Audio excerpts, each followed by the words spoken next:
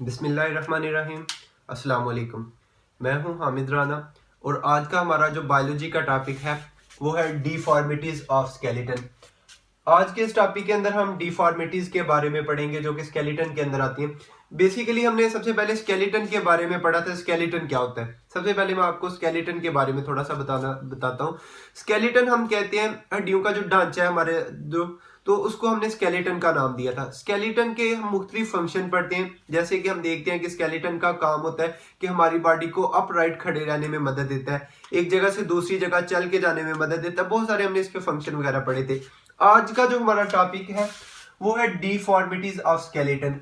Deformities हम कहते हैं किसी चीज के अंदर खराबी आ जाना, किसी चीज का खराब बनना, उसको हम क्या नाम देते हैं, डिफॉर्मिटीज का नाम देते हैं। तो यहाँ आज का जो हमारा टॉपिक है वो है डिफॉर्मिटीज ऑफ स्केलेटन।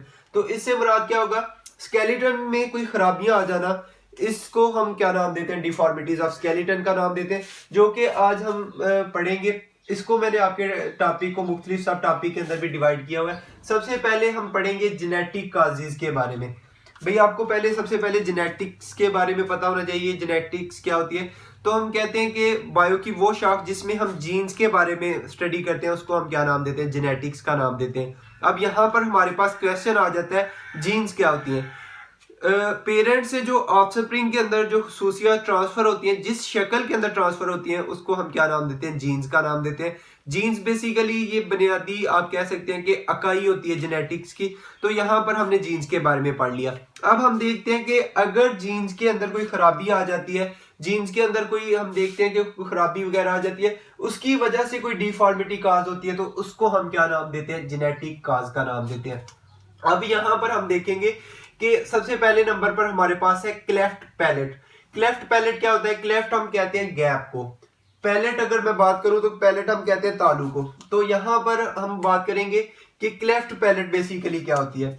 हम देखते हैं कि हमारी जो बक्कल कैविटी होती है, ओरल कैविटी होती है, इसका जो रूफ होता है, छत होता है इसका, उसको हम पैलेट का नाम देते हैं, तालू का नाम देते हैं। ये आपका जो ऊपर वाला जबड़ा है, इसके पीछे वाला जो रीजन है, इसको हमने पैलेट का नाम दिया है। अब यहाँ पर नॉर्मल कंडीशन के अंदर आपको पता है कि ये पैलेट बिल्कुल आपको पता है कि स्ट्रेट होता है, इसके अंदर कोई गैप वगैरह नहीं होता, कोई सुराख वगैरह नहीं होता। और एक पैलेट का यहाँ पर काम क्या होता है कि इस पैलेट ने क्या करना होता है कि आपकी ओरल कैविटी को, आपकी जो नेजल कैविटी है उसको सेपरेट करना होता है। नेजल कैविटी आपको पता है कि जो जिसके जरिए आप सांस वगैरह लेते हैं, ये जो नॉस्ट्रिल है आपके, ये नेजल कैविटी के अंदर आ जाते हैं। तो इन दोनों को क्या कर रहा है, यहाँ पर ये सेपरेट कर रहा है, ये हमारे पास जो पैलेट है। अब यहाँ पर पैलेट को तीन जो हमारे पास पार्ट है वो मिलके बनाते हैं।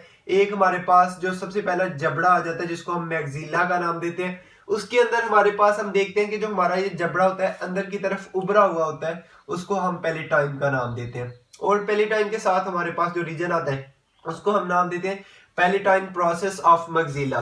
अब इस केस के अंदर क्या होता है, क्लेफ्ट पैलेट के अंदर क्या होता है कि ये एक ऐसा प्रोसेस है जिसमें palatine process of maxilla and palatine fail to fuse. यहां पर ये जो पैलेटाइन प्रोसेस है ये किसके साथ फ्यूज करने में फेल हो जाएगा, पैलेटाइन में के साथ फ्यूज करने में फेल हो जाएगा, जिसकी वजह से ये एक गैप बन जाता है, गैप रह जाता है, उसको हम क्या नाम देते हैं, क्लेफ्ट पैलेट का नाम देते हैं। यहाँ पर जो गैप आ गया इसको हमने क्या नाम दिया, क्लेफ्ट पैलेट का नाम दिया। अक्सर ये क्लेफ्ट पैलेट का जो गैप है, ये जिनके अंदर क्लेफ्ट पैलेट का गैप होता है उनका थोड़ा सा ये होंठ वगैरह भी आप देखें तो उसके अंदर भी कट वगैरह लगा होता है, तो ये आप देखते हैं अक्सर। तो उसकी वजह से अब काजेज क्या होंगे, उसकी वजह से क्या हमारे ऊपर असरात पड़ते हैं, हम देखते हैं। जिनके अंदर ये क्लेफ्ट पैलेट होता है, जिन लोगों के अंदर जब वो कोई खुराक वगैरह लेते हैं, अपने जिस्म के अंदर कोई खुराक नवाला वगैरह लेके जाते हैं, तो वो जो नवाला होता है वो उस गैप के अंदर चला जाता है, उस सुराख के अंदर चला जाता है, जिसकी वजह से वो नाक के अंदर आ जाता है। अब आपको पता है कि ये सांस की नाली के जरिए जो खुराक है ये लंग्स के अंदर जाना शुरू हो जाएगी,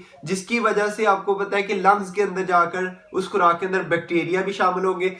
जब ये लंग्स के अंदर चली जाती है तो वहां पर ये एक बीमारी की वजह बनती है। उस बीमारी को हम क्या नाम देते हैं, एस्पायरेशन निमोनिया का, एस्पायरेशन निमोनिया। तो सबसे पहला भी हमारे पास इसने एक अपनी असर दिखा दिया आपने क्लेफ्ट पैलेट ने। दूसरे नंबर पर हम देखते हैं तो ये नेजल स्पीकिंग की वजह बनता है।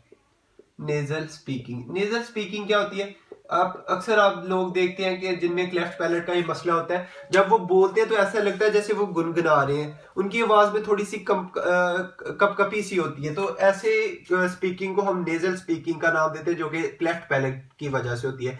तो ये बेसिकली क्यों होती है? जीन्स के अंदर कोई खराबी आ जाने की वजह से ये होती है, और ये एक पैदाइशी बीमारी होती है हमारे पास। दूसरे नंबर पर हम देखते हैं जेनेटिक काजेज के अंदर, वो हमारे पास आ जाती है माइक्रोसेफिली।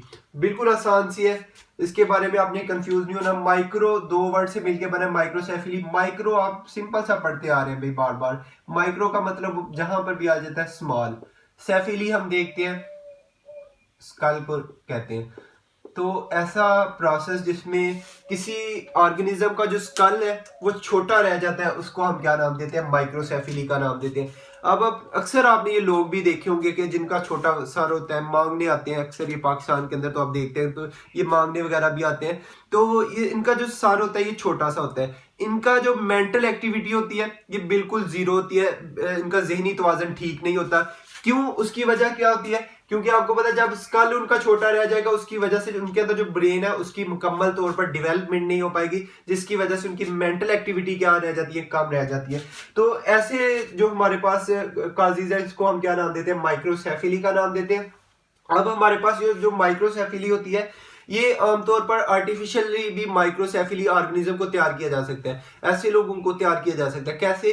कि हमारे पास कोई ऑर्गेनिज्म, कोई बच्चा पैदा होता है, तो लोग क्या करते हैं, उसके सर के ऊपर कोई रिंग वगैरह कोई इस तरह की हार्ड चीज रख देते हैं कि जो कि उसकी पूरी बॉडी की ग्रोथ तो जारी रहती है, लेकिन उनके जो सर है उसकी ग्रोथ क्या हो जाती है? स्टॉप हो जाती है, जिसकी वजह से उनके अंदर बीमारी हो जाती है। उसको हम क्या नाम देते हैं? डिफॉर्मिटीज हो जाती है, जिसको हम नाम देते हैं माइक्रोसेफिली का। उसके बाद भाई थर्ड हमारे पास जेनेटिक काजेज के अंदर बड़ी मजेदार हमारे पास ये चल रही है। अब हमारे पास थर्ड आ जाती है आर्थराइट्स। आर्थराइट्स दो वर्ड का कॉम्बिनेशन है, आर्थरो और आइटिस। आर्थरो का मतलब होता है जॉइंट्स, आइटिस का मतलब होगा भाई इन्फ्लेमेशन। यहां पर इससे ही हमें पता चल गया इन्फ्लेमेशन। अब यहां पर वर्ड से ही हमें पता चल गया कि जो जॉइंट्स के अंदर जो इन्फ्लेमेशन काज हो जाती है, सूजन काज हो जाती है, उसको, उस बीमारी को हम क्या नाम देते हैं? आर्थराइट्स का नाम देते हैं। तो अक्सर आपने देखा है कि जॉइंट्स वगैरह के अंदर जो बूढ़े लोग होते हैं उनकी जॉइंट्स के अंदर सूजन वगैरह हो जाती है, उसको हमने आर्थराइट्स का नाम दे दिया। आपकी बुक के अंदर 100 मुख्तलिफ टाइप्स है आर्थराइट्स की, जो कि उन्होंने लिखा हुआ है कि 100 मुख्तलिफ आर्थराइट्स की टाइप है। आपके कोर्स के अंदर उन्होंने सिर्फ एक ही शामिल की है, वो कौन सी है? ओस्टियोआर्थराइट्स। उसको यहाँ पर हम देखेंगे बस। ओस्टियोआर्थराइटिस, यहाँ पर भाई ये तीन वर्ड है। ओस्टियो मीन, ये यहाँ पर ओस्टियो मीन बोन, हड्डी। यहाँ पर आर्थराइट, फिर वही हमारे पास जॉइंट इन्फ्लेमेशन। तो ये हमारे पास ऐसी एक बीमारी है जो कि हड्डी और जॉइंट दोनों को अफेक्ट करती है। तो इसको हम क्या नाम देते हैं? ओस्टियोआर्थराइट्स का नाम देते हैं। बेसिकली इसमें क्या होता है कि ये हमारे पास जहां पर दो हड्डियां आपस में फ्यूज कर रही होती हैं, आपको पता है कि जहां पर दो हड्डियां फ्यूज कर रही होंगी वहां पर हमारे पास कार्टिलेज मौजूद होती है। कार्टिलेज का वहां पर काम क्या होता है कि इसने वहां पर फ्रिक्शन को कम करना होता है, फ्रिक्शन को कम से कम करना होता है। तो जब ये यहाँ से, इसके अंदर क्या होता है कि इस केस के अंदर हम देखते हैं कि कार्टिलेज यहाँ से रिमूव हो जाती है किसी वजह से। जब यहाँ से कार्टिलेज रिमूव हो जाएगी, ये हड्डियां आपस में क्या करेंगी? रगड़ खाएंगी, जिसकी वजह से ये पॉइंटेड हो जाएंगी, और यहाँ पर फिर क्या होना शुरू हो जाएगी? स्वेलिंग होना शुरू हो जाएगी और पेन होना शुरू हो जाएगी। तो इसकी वजह से ये स्वेलिंग हो गई, पेन हो गई, तो इसको हमने ओस्टियोआर्थराइटिस का नाम दिया। और ये हमारे पास एक क्रॉनिक एक डिसऑर्डर है जिसको हम ओस्टियोआर्थराइटिस का नाम देते हैं। ये हमारे पास थी भाई जेनेटिक काजेज। अब हम आ जाते हैं हार्मोनल काजेज की तरफ। हार्मोन्स के बारे में आपने पढ़ा था कि भाई ऐसे केमिकल्स जो कि एक जगह से दूसरी जगह मैसेज को ट्रांसफर करते हैं, उसको हम क्या नाम देते हैं? हार्मोन्स का नाम देते हैं। और ये कहाँ से रिलीज होते हैं? जिस जगह से ये रिलीज होते हैं उनको हम ग्लैंड्स का नाम देते हैं। अब भाई हमारे पास हार्मोनल काजेज के अंदर देखें तो हमारे पास जो डिजीज हार्मोन की वजह से होगी उसको हमने ओस्टियोपोरोसिस का नाम दिया हुआ है। ओस्टियोपोरोसिस क्या होती है इसको यहाँ पर हम देखेंगे। ओस्टियो का मतलब भाई हड्डी, यहाँ पर फिर बोन, और यहाँ पर प्रोसिस का मतलब अगर हम देखें तो हमारे पास आ जाता है पोरस। पोरस कहते हैं हम सुराखदार, किसी चीज को जो सुराखदार होती है उसको हम पोरस का नाम देते हैं। इसमें अब हमारे पास ओस्टियोपोरोसिस में क्या होता है कि हमारे पास जो हड्डी होती है वो खुरदरी हो जाती है, सुराखदार हो जाती है, बिल्कुल हल्की सी हो जाती है, उसको हम ओस्टियोपोरोसिस का नाम देते हैं। इसमें बेसिकली हम देखते हैं कि ये हमारे पास अगर ये एक बोन है, एक हड्डी है, तो इसमें जो केमिकल्स, जो न्यूट्रिएंट्स इसके अंदर कैल्शियम मौजूद है या इसके अंदर जो भी इसके अंदर न्यूट्रिएंट्स वगैरह मौजूद है, तो वो क्या करते हैं कि यहाँ से निकलना शुरू हो जाते हैं, जिसकी वजह से ये हड्डी क्या हो जाती है, नर्मो नाजुक हो जाती है, पोरस टाइप हो जाती है, बिल्कुल खुरदरी सी हो जाएगी। तो इसकी वजह से ये हड्डी बिल्कुल आसानी के साथ टूट भी जाती है।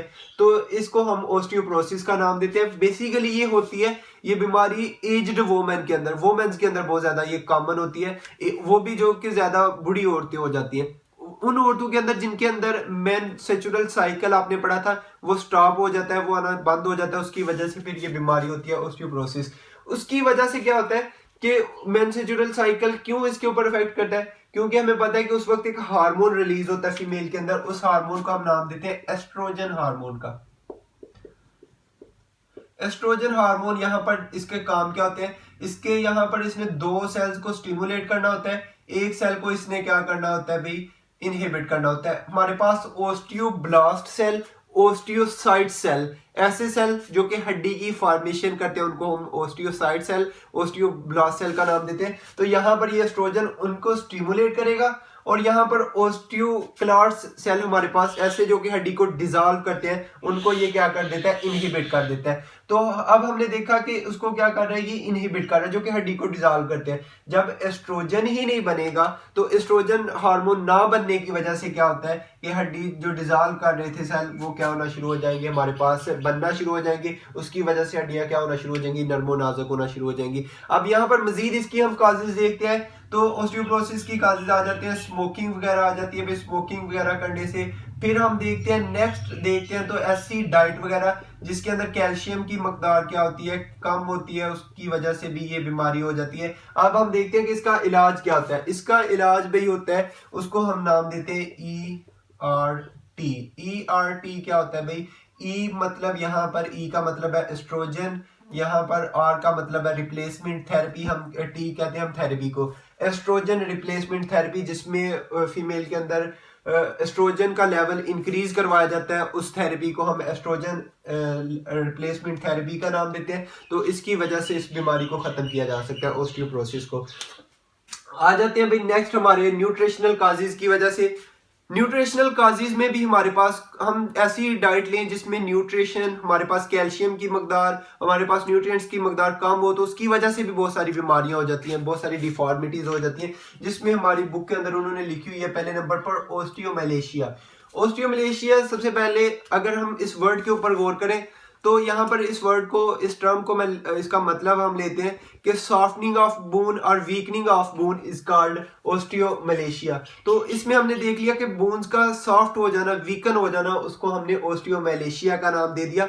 इसकी वजह क्या होती है कि ऐसी हम डाइट लेते हैं जिसमें कैल्शियम की मकदार क्या होती है, कम होती है, उसकी वजह से ये बीमारी होती है ओस्टियोमलेशिया। अब हम देखते हैं कि इसमें क्या होता है कि ये मोस्टली हम देखते हैं कि इसमें जब कैल्शियम की मकदार कम ली जाएगी तो उसकी वजह से बीमारी होगी। अब यहाँ पर हम देखते हैं कि ये जो हमारे पास ओस्टियोमलेशिया, ये ज्यादातर अडल्ट्स के अंदर हमें देखने को मिलती है। अब हम देखते हैं कि ये हमारे पास जो अडल्ट्स वगैरह हैं उनके अंदर ये ज्यादा देखने को मिलेगी। इसकी सिम्टम्स क्या होती हैं कि जब हम कोई ऐसी चीज, वेट कोई ज्यादा उठाते हैं, तो उसकी वजह से क्या होता है, हड्डियों के अंदर दर्द होना शुरू हो जाता है। तो ये सबसे पहले उसकी सिम्टम्स आ जाएगी हमारे पास कि इसकी वजह से हड्डियों के अंदर दर्द वगैरह होना शुरू हो जाता है ओस्टियोमलेशिया के अंदर। उसके बाद लास्ट पे है रिक्टस। रिक्टस बिल्कुल सिमिलर है हमारे पास ओस्टियोमलेशिया से।